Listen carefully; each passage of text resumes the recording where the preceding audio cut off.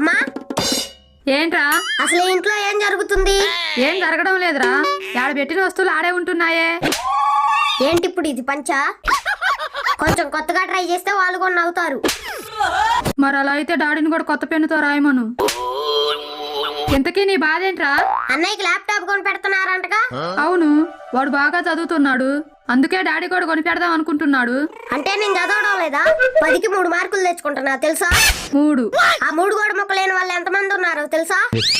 అలా కాదు చిన్ను. ఇంకేం చెప్పొద్దు. ప్రతి ఇంట్లో కూడా పెద్ద కొడుకు మీదే ప్రేమ చూపిస్తున్నారు. చిన్న కొడుకు అంటే ఎందుకంత అలుసు? చిన్నోడనే. చూడు చిన్ను, పేగు బంధానికి చిన్న పెద్ద అని తేడా తెలియదురా.